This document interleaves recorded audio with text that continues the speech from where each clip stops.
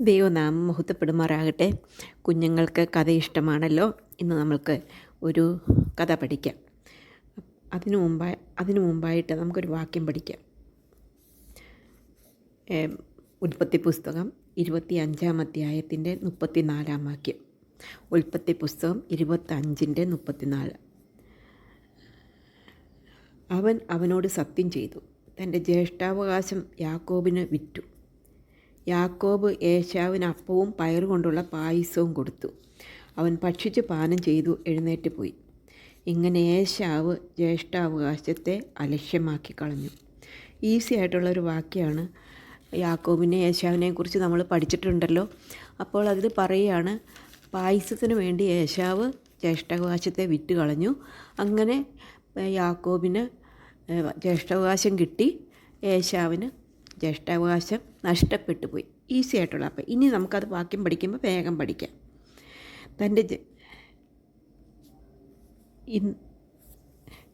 പിന്നെ അവനോട് സത്യം ചെയ്തു, തൻ്റെ ജ്യേഷ്ഠാവകാശം യാക്കോബിന് വിറ്റു. യാക്കോബ് ഏശാവിന് അപ്പവും പയറുകൊണ്ടുള്ള പായസവും കൊടുത്തു. അവൻ ഭക്ഷിച്ച് പാനം ചെയ്തു എഴുന്നേറ്റ് പോയി. ഇങ്ങനെ ഏശാവ് ജ്യേഷ്ഠാവകാശത്തെ അലക്ഷ്യമാക്കി കളഞ്ഞു.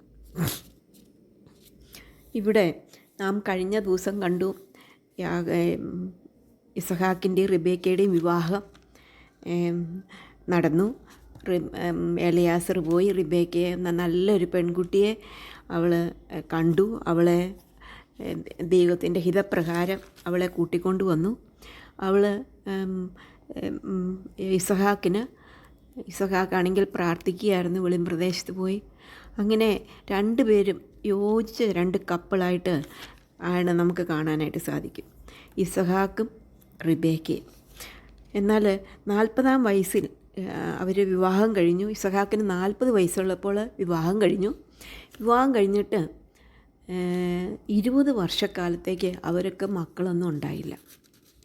അപ്പോൾ ഇപ്പോഴും അങ്ങനെയൊക്കെ ഉണ്ടാകാറുണ്ടല്ലേ. കുറച്ച് നാൾ കഴിയുമ്പോൾ അപ്പോഴത്തേക്കും ചേച്ചിമാർക്കും ചേട്ടന്മാർക്കും ഒക്കെ അങ്ങ് വേദനയും പ്രയാസമൊക്കെ ആകും. എന്നാലും നമുക്ക് എന്തുകൊണ്ടാണെന്ന് അറിയത്തില്ല. അപ്പോൾ ഈ റിബേക്ക ദൈവത്തോട് പോയി ചോദിച്ചു. അതിനുശേഷം യഹോവയോട് പ്രാർത്ഥിച്ചു. ഇസഹാക്കും അവൾക്ക് വേണ്ടി പ്രാർത്ഥിച്ചു. അങ്ങനെ അവൾ ഗർഭം ധരിച്ചു. അവർക്ക് ഇരട്ടകളാണ് ഉണ്ടായത്. അപ്പോൾ ആദ്യത്തെ മകൻ്റെ പേര് ഏശാവ് എന്നായിരുന്നു. രണ്ടാമത്തെ മകൻ്റെ പേര് യാക്കോബ് എന്നായിരുന്നു. ഏശാവ് ചുമന്നവനും മേൽ മുഴുവനും രോമം കൊണ്ടുള്ള വസ്ത്രം പോലെ ഇരുന്നു. രണ്ടാമത്തവൻ അവൻ ഏശാവിൻ്റെ കുതികാൽ പിടിച്ചു, അവന് യാക്കോബ് എന്ന് പേരിട്ടു. അപ്പോൾ 60 വയസ്സായി അവരെ പ്രസവിച്ചു കഴിഞ്ഞപ്പോൾ, അത് കഴിഞ്ഞ് കുട്ടികൾ വളർന്നു. ഏശാവ് വേട്ടയാടുന്നതിൽ സമർത്ഥനായിരുന്നു. അപ്പോൾ എല്ലാ ദിവസവും വേട്ടയാടി കൊണ്ടുവരും. അപ്പനും വേട്ടയിറച്ചി വലിയ ഇഷ്ടമാണ് കേട്ടോ. അപ്പോൾ അപ്പന് വേട്ടയിറച്ചി എല്ലാം ഉണ്ടാക്കി കൊടുക്കും. അങ്ങനെ ഏശാവ് വേട്ടയിറച്ചി കൊണ്ടുവരുന്നത് ഇസഹാക്ക് ഓർത്ത് ഏശാവിൻ്റെ വേട്ടയിറച്ചിയിൽ അവൻ രുചി പിടിച്ചിരുന്നുകൊണ്ട് ഏശാവിനെ കൂടുതൽ സ്നേഹിച്ചു. യാക്കോബ് അങ്ങനെയല്ലായിരുന്നു. യാക്കോബ് എപ്പോഴും അമ്മയുടെ കൂടെ നിൽക്കുമായിരുന്നു. അമ്മയെ ചുറ്റിപ്പറ്റി നിൽക്കുന്ന, ഇപ്പോൾ ചില കുഞ്ഞുങ്ങളുണ്ടല്ലോ അല്ലേ, അമ്മയെ മാത്രം ചുറ്റിപ്പറ്റി. അപ്പോൾ റിബേക്കയ്ക്ക് യാക്കോബിനോട് കൂടുതൽ സ്നേഹമായി. അവിടെ ആ കുടുംബജീവിതം തെറ്റി. നമ്മൾ ഒരു കുടുംബത്തിൽ എല്ലാ കുഞ്ഞുങ്ങളും ഒരുപോലെയാണ്. അപ്പോൾ 2 പേരെ ഉണ്ടായിരുന്നുള്ളൂ. ആ 2 പേരെ ഒരുപോലെ സ്നേഹിക്കണം. അവിടെ പക്ഷപാതമൊന്നും പാടില്ല. എന്നാൽ റിബേക്ക യാക്കോബിനെ സ്നേഹിച്ചു, ഏശാവ്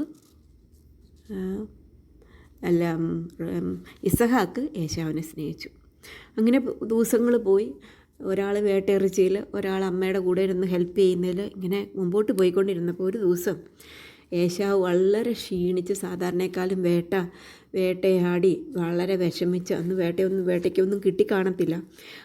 അവൻ വീട്ടിലേക്ക് വന്നു കഴിഞ്ഞ് ക്ഷീണിച്ചാണ് വന്നത്. അപ്പോൾ യാക്കോബ് അവിടെ നല്ല പായസം വെച്ചുകൊണ്ടിരിക്കുകയായിരുന്നു. അപ്പം നല്ല പായസത്തിൻ്റെ മണം. അപ്പോൾ ഏശാവ് യാക്കോബിനോട്, അനിയനല്ലേ, യാക്കോബിനോട് പറഞ്ഞു, ആ ചുമന്ന പായസം കുറെ എനിക്ക് തരണമെന്ന് പറഞ്ഞു. അപ്പം ഞാൻ നന്നായി ക്ഷീണിച്ചിരിക്കുകയാണെന്ന് പറഞ്ഞു. അത് അത് അത് അത് കഴിഞ്ഞപ്പോൾ അപ്പോൾ യാക്കോബ് സൂത്രക്കാരൻ, അവൻ്റെ പേര് ഉബായിന്ന, അവൻ്റെ അർത്ഥം തന്നെ യാക്കോബ് എന്നുള്ളവൻ്റെ പേര് തന്നെ ഉബായിന്ന, അവൻ സൂത്രക്കാരനാണ്. അവൻ പറഞ്ഞു, നിൻ്റെ ജ്യേഷ്ഠാവകാശം എനിക്കങ്ങ് വിൽക്ക്, അപ്പം ഞാൻ നിനക്ക് പായസം തരാം. അപ്പം അവൻ ജ്യേഷ്ഠാവകാശത്തെ വിറ്റു, അവന് കൊടുത്തു. എന്നിട്ട് എന്ത് കിട്ടി? അതിന് പകരമായിട്ട് കുറച്ച് ചുമന്ന പായസം അവന് കിട്ടി. അപ്പോൾ അന്ന് മുതൽ അവൻ്റെ പേര്, ഏശാവിൻ്റെ പേര് ചുമന്നവൻ. ചുമന്നവൻ എന്ന ഏതോ എന്നുള്ളതിൻ്റെ അർത്ഥം ചുമന്നവൻ എന്നാണ്. ചുമന്നവൻ എന്ന പേരായിട്ട്, അതാണ് ഈ വാക്യം നമ്മൾ പറയുന്നത്. അപ്പോൾ നമുക്ക് ആ വാക്യം ഒന്നും കൂടെ പഠിക്കാം. ഇന്ന് എന്നോട് സത്യം ചെയ്യുക എന്ന് യാക്കോബ് പറഞ്ഞു. അവൻ അവനോട് സത്യം ചെയ്തു. തൻ്റെ ജ്യേഷ്ഠാവകാശം യാക്കോബിന് വിറ്റു. യാക്കോബ് ഏശാവിന് അപ്പവും പയറുകൊണ്ടുള്ള പായസവും കൊടുത്തു. അവൻ ഭക്ഷിച്ച് പാനം ചെയ്തു, എഴുന്നേറ്റ് പോയി. അങ്ങനെ ഏശാവ് ജ്യേഷ്ഠാവകാശത്തെ അലക്ഷ്യമാക്കി കളഞ്ഞു. ഇവിടെ ഏശാവ് ജ്യേഷ്ഠാവകാശത്തെ അലക്ഷ്യമാക്കി കളഞ്ഞു. അതുപോലെ തന്നെ യാക്കോബ് തൻ്റെ സ്വന്തം ജ്യേഷ്ഠന് പോലും സ്വല്പം പായസം കൊടുക്കാതെ സ്വയം അവന് വേണ്ടി മാത്രമായിട്ട് ഉപയോഗിച്ചു. അതുകൊണ്ട് നമ്മൾ വളരെ സൂക്ഷിച്ച് വേണം ഈ ലോകത്തിൽ ജീവിക്കാനായിട്ടുള്ളത്. ബുദ്ധി വേണം. നമുക്കിതിൽ നിന്ന് അനേക പാഠങ്ങൾ പഠിക്കുവാനുണ്ട്. റിബേക്കയ്ക്ക് 20 വർഷം കഴിഞ്ഞിട്ടാണ് മക്കളുണ്ടായത്. അപ്പോൾ ദൈവം നമുക്ക് മക്കളെ തരുന്നത് ദൈവത്തിൻ്റെ ഹിതപ്രകാരം ഇഷ്ടപ്രകാരമാണ്. ഒന്നാമതായിട്ട് അതിന് എത്ര വർഷം കഴിയുമെന്ന് നമുക്കറിയാനായിട്ട് ഒക്കത്തില്ല. രണ്ടാമതായിട്ട് അവരുടെ പ്രശ്നങ്ങളും ഉണ്ടായപ്പോൾ അവർ രണ്ടുപേരും കൂടെ കർത്താവിനോട്, ദൈവത്തോട് ചോദിച്ചു. ദൈവത്തോട് പ്രാർത്ഥിച്ചു. ഇസഹാക്ക് പ്രാർത്ഥിച്ചു. അങ്ങനെ അവർക്ക് ദൈവം അനുഗ്രഹം കൊടുത്തു. അപ്പോൾ പ്രാർത്ഥന വളരെ പ്രധാനപ്പെട്ടതാണ്. രണ്ടാമത്, മൂന്നാമതായിട്ട് നമുക്ക് കാണാനായിട്ട് സാധിക്കുന്നത്, ജ്യേഷ്ഠനെ ഒട്ടും കരുതലില്ലാത്ത ഒരു അനിയനെ നമുക്കിവിടെ കാണാനായിട്ട് സാധിക്കും. മൂത്ത ജ്യേഷ്ഠനാണ്, അവനെന്തെങ്കിലും ഒരു കാര്യം ചോദിച്ചാൽ കൊടുക്കേണ്ടതാണ്. എന്നാൽ അത് കൊടുക്കാത്ത യാക്കോബിനെ, നമുക്ക് ഒരു കരുതലില്ലാത്ത യാക്കോബിനെ കാണാനായിട്ട് സാധിക്കും. നാലാമതായിട്ട് ഈ അവൻ്റെ തീരുമാനമാണ്. അവനെടുത്ത തീരുമാനം തെറ്റായ ഒരു തീരുമാനം എടുക്കുവാനായിട്ട് ഏശാവ് സാധിച്ചു. വലിയൊരു അവകാശത്തെ വെറും പായസത്തിന് വേണ്ടി അവൻ്റെ ജ്യേഷ്ഠാവകാശത്തെ വിറ്റ് കളഞ്ഞു. നമുക്ക് പ്രാർത്ഥിക്കാം. സ്നേഹവാനായ ദൈവമേ, ഈ നല്ല സമയത്തിനായിട്ട് സ്തോത്രം. ഞങ്ങൾക്ക് നിൻ്റെ സന്നിധിയിൽ വരുവാൻ സഹായിച്ചുകൊണ്ട് സ്തോത്രം.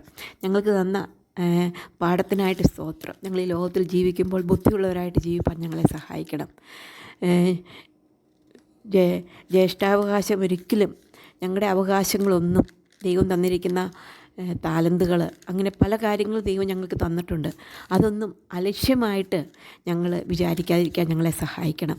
പ്രാർത്ഥന കേട്ടതുകൊണ്ട് സ്തോത്രം. യേശു കർത്താവിൻ്റെ നാമത്തിൽ താഴ്മ വിനയമായിട്ട് അപേക്ഷിക്കുന്നു. ആമേൻ. കുഞ്ഞുങ്ങൾക്ക് കഥ ഇഷ്ടപ്പെട്ടെങ്കിൽ എന്ത് ചെയ്യണം? ഷെയർ ചെയ്യണം. ബെല്ലൈക്കണിൽ കൈ അമർത്തുമ്പോൾ ഓൾ എന്ന പ്രൊവിഷനിലും കൂടെ കൈ അമർത്തണം. ഓക്കെ കുഞ്ഞുങ്ങളെ, bye bye. May God bless you all.